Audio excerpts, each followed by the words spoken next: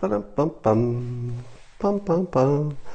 Well, I'm looking a little overexposed, both literally and figuratively, but I wanted to come on here and give you a whiteboard talk about one of my favorite topics, persuasion, and how it's affecting how we see the world. And specifically, we're going to talk about how you get your opinions. I'll wait till we get 1,000, and then we're going to jump right into it. Now, we haven't done the simultaneous sip on this one because I did that already this morning. So we're going to do a whiteboard talk in a moment. All right, I think we have enough people now. Now, here's what I'm watching, and it might be a difference between someone who is trained in persuasion versus people who are not. The way reality is being presented to you is that there are events that happen in the world, and then people look at those events and they form opinions. That's how the world is presented to you. That's how the news organizations present it to you. It's how you probably imagine the world. There are events, we observe the events, and then we form opinions. In my filter of reality, nothing like that is happening. That is not happening. Let me give you my filter on it, and then you can compare it to the one you have and see which one you like. In my world, there's a news event, and just to make it fun, let's talk about President Trump causing the news event. Then there's the news media and social media. This is what I call the opinion creation phase. In other words, people who are not you are framing it. They're changing the context. They're putting the pundits on it. They're putting emphasis here or emphasis there. They're leaving things out. Sometimes the facts are just wrong. But this is the phase where the opinions are created. And then once these opinions are created, you, the poor consumer, looks at your favored sources. Probably left is looking mostly at the stuff from the left. The right is looking at mostly news sources and social media on the right. And we get our opinions from this stuff. Now, some of you might also be on social media. Obviously, you are if you're watching this. But in general, it's this phase that assigns you the opinion. Now, I know that you don't want to believe that about yourself, but you certainly believe it about those other people who aren't doing their thinking. They're not doing their homework. They must be getting their opinions from TV. My view is that that's a universal truth. The television is giving your opinions. Now, how does that really make a difference in the real world? Now, what I'm watching is that the opinion makers are changing the events to turn you into the belief, and I'm going to say you in this case is the anti-Trumpers. So I'm talking about the anti-Trump part of the world. To believe that the president is a racist, and to believe, here's the key part, to believe it's their own opinion. And that they believe their opinion that the president is a big old racist is because they think they've seen facts and events and formed an opinion. Nothing like that has happened. Nothing like that. What happened was they watched people who assigned them their opinion about something that was complicated. They're not really the expert on it. They don't know all the context, but they see all these smart people that are on the channel that they watch, the people who usually agree with them, and they say, well, if these people think it's bad, it must be bad. That's my opinion. I'm going to take you through some hypothetical situations in which imagine that the stories about the president were reported just factually. Just factually. Take, for example, let's say we'll go all the way back to the housing discrimination story from the 70s. Here's a factual way to report that.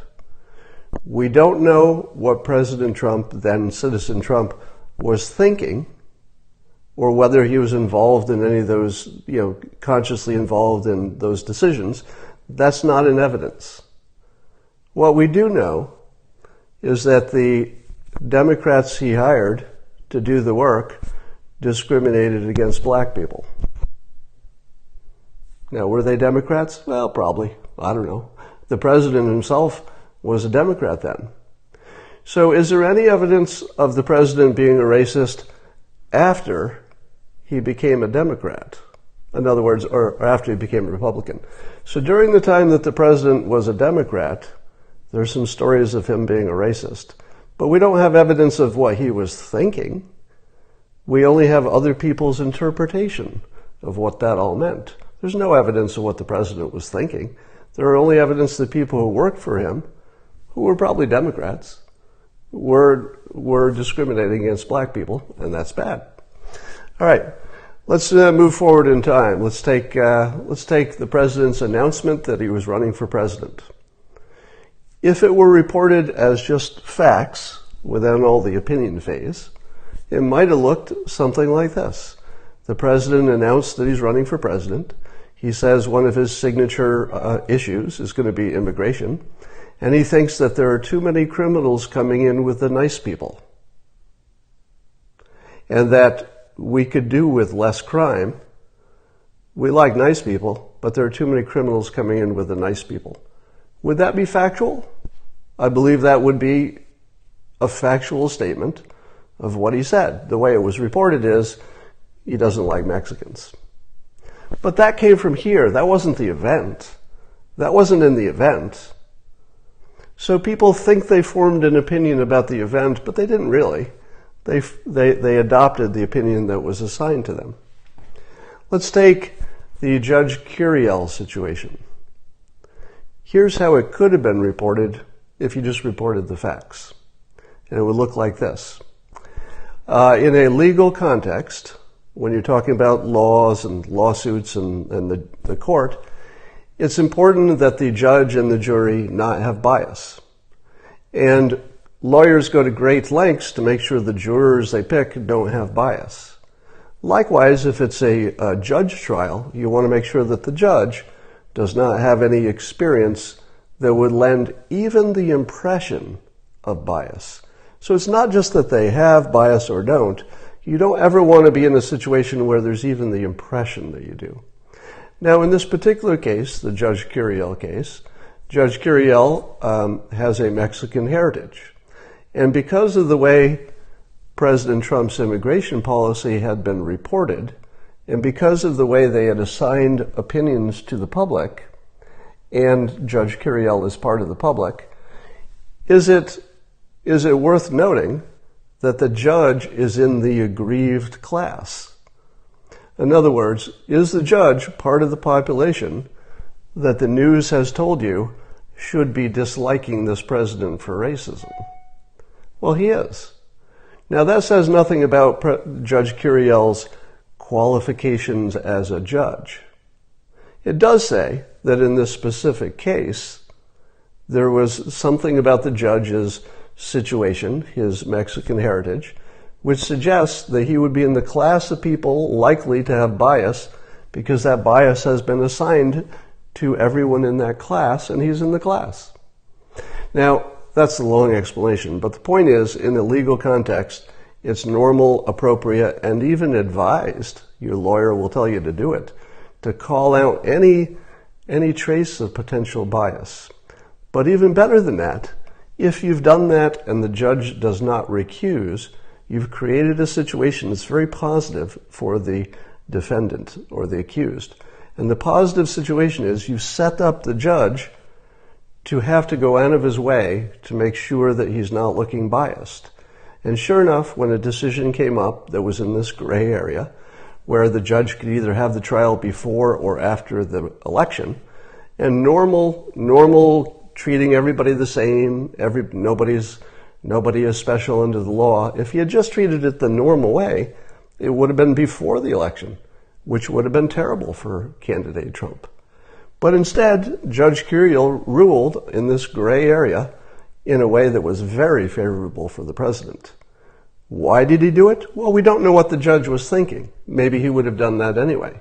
But we do see that Trump's strategy of calling out the potential bias got him to a place where when the gray area happened, the judge was under the microscope, and he went in the direction that was good for Trump.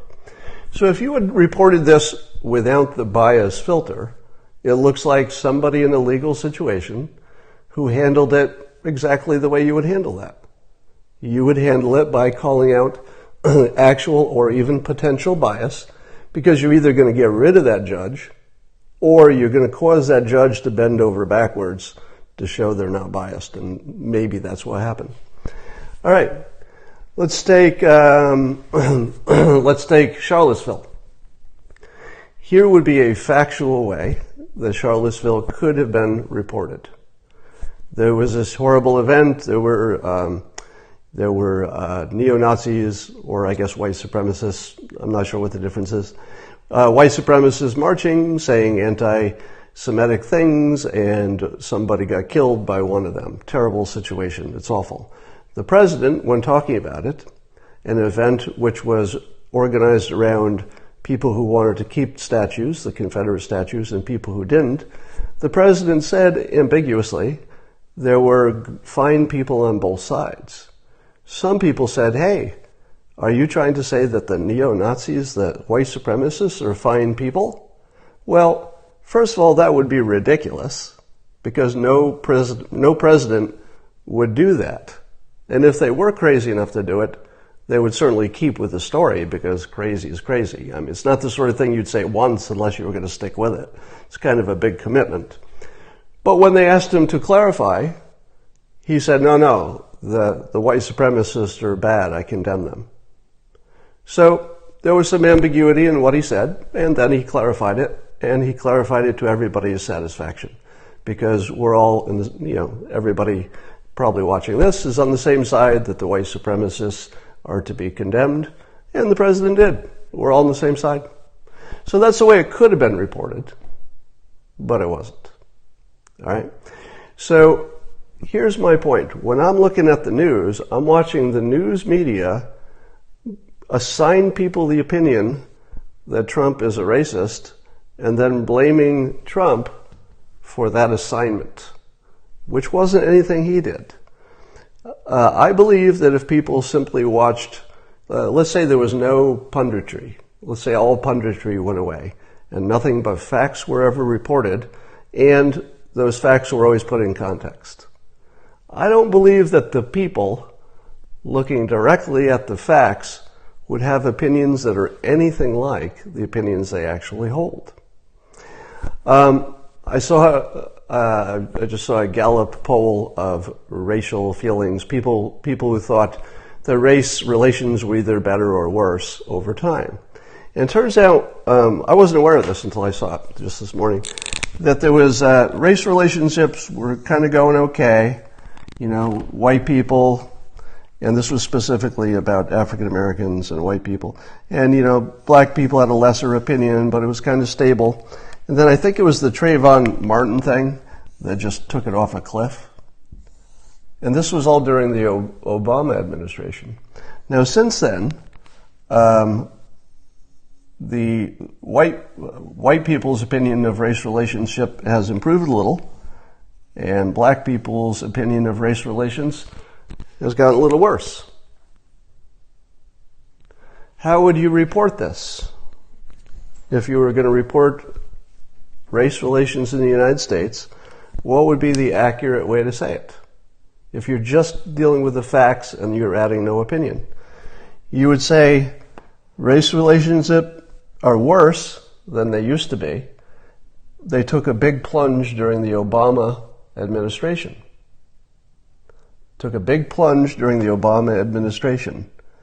And then 85% of the people, now let's make it, the biggest population, not 85%, but whatever's the white population now, 65%.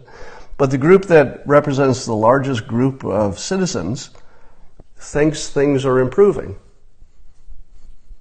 under the Trump administration. That's what the data says, right? The biggest group of people in the United States, which is white people, think race relationships are improving. And keep in mind that both black and white people were in total agreement that things were getting worse during Obama's administration.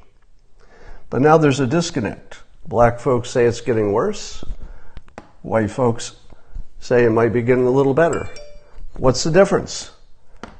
What's the difference? We're looking at the same facts, right? The difference is that the media has sort of bifurcated into two parts. The people watching one set of media, the Fox News crowd, think things are looking up, and the people watching other media think things are looking down. But here's what's not happening. There's nobody looking at the facts, the events, and making up their own minds. That's just not happening. All right? What's happening is people are assigning opinions, and you pick your tribe, and then you take your opinion. Now, I know what you're thinking. You're thinking, you're talking about other people. And maybe that's true. I'm sure there are plenty of people on this Periscope watching this who are not really, just taking every opinion that they see in the news. Well, I'm talking in general.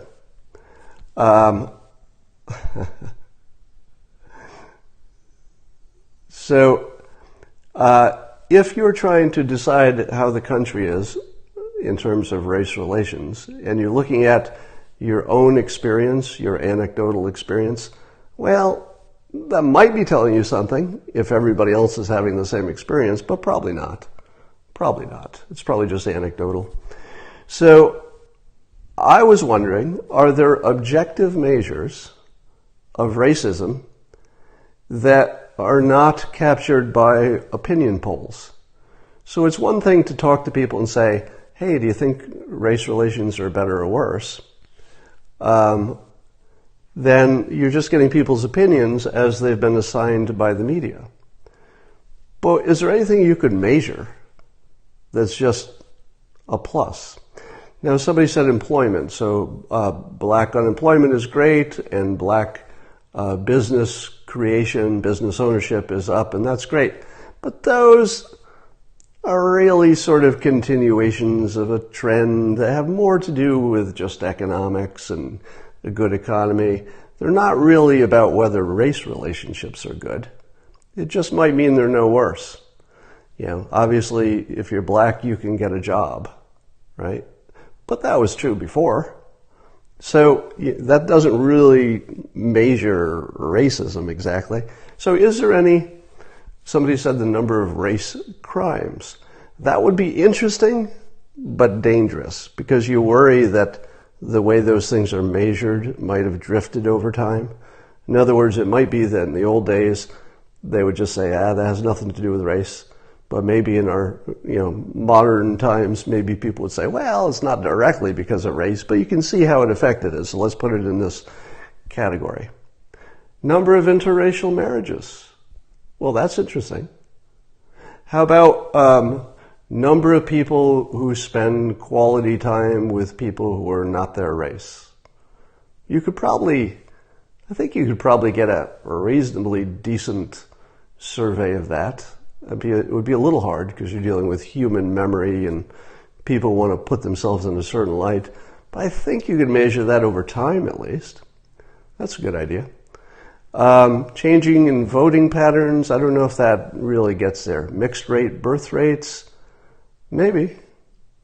That I would say that's one of the good ones. One of the standard jokes is that if somebody is accused of being a racist, they say, I can't be a racist because I have a black friend. And then everybody goes, ha, ha, ha. That's what racists say. Racists are the ones who say, I can't be racist because I have a black friend. It's such a cliche that people mock it. Here's what I think. I think that's a great start. If you ask me, the best response to somebody who says, I'm not a racist, I have a black friend, the best response is not, ha, ha, ha, that's what racists say. The best response is, that's great, you should make some more. I hope next year you've got 2 black friends. Why are we discouraging something that's so clearly a step in the right direction? So,